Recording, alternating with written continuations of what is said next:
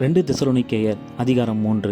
கடைசியாக சகோதரரே, உங்களிடத்தில் கர்த்தருடைய வசனம் பரம்பி மகிமைப்படுகிறது போல எவ்விடத்திலும் பரம்பி மகிமைப்படும்படிக்கும் துர்குணராகிய பொல்லாத மனுஷர் கையினின்று நாங்கள் விடுவிக்கப்படும்படிக்கும் எங்களுக்காக வேண்டிக் கொள்ளுங்கள். விசுவாசம் எல்லாரிடத்திலும் இல்லையே, கர்த்தரோ உண்மையுள்ளவர். அவர் உங்களை ஸ்திரப்படுத்தி தீமை நின்று விலக்கி காத்து கொள்ளுவார். மேலும் நாங்கள் கட்டளையிடுகிறவைகளை நீங்கள் செய்து வருகிறீர்கள் என்றும் இனிமேலும் செய்வீர்கள் என்றும் உங்களை குறித்து கர்த்தருக்குள் நம்பிக்கையாயிருக்கிறோம்.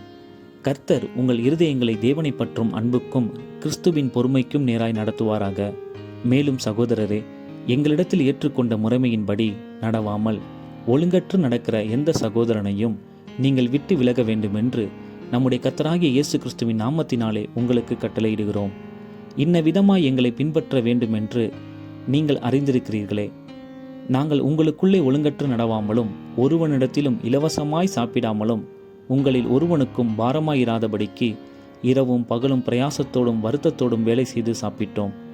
உங்கள் மேல் பாரத்தை வைப்பதற்கான அதிகாரம் எங்களுக்கு இல்லை என்பதினாலே அப்படி செய்யாமல் நீங்கள் எங்களை பின்பற்றும்படிக்கு நாங்கள் உங்களுக்கு மாதிரியாக இருக்க வேண்டும் என்றே அப்படி செய்தோம்.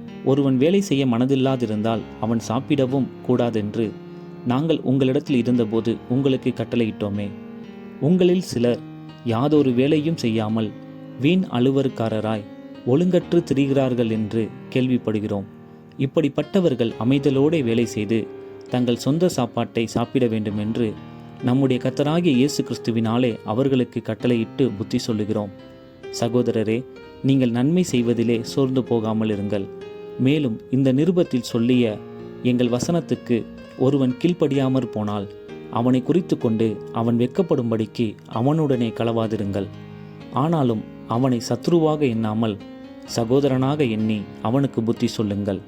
சமாதானத்தின் கர்த்தர் தாமே எப்பொழுதும் சகல விதத்திலும் உங்களுக்கு சமாதானத்தை தந்தருளுவாராக. கர்த்தர் உங்கள் அனைவரோடும் கூட இருப்பாராக. பவுலாகிய நான் என் கையெழுத்தாலே உங்களை வாழ்த்துகிறேன். நிருபங்கள் தோறும் இதுவே அடையாளம். இப்படியே எழுதுகிறேன். நம்முடைய கர்த்தராகிய இயேசு கிறிஸ்துவின் கிருபை உங்கள் அனைவரோடும் கூட இருப்பதாக. ஆமென்.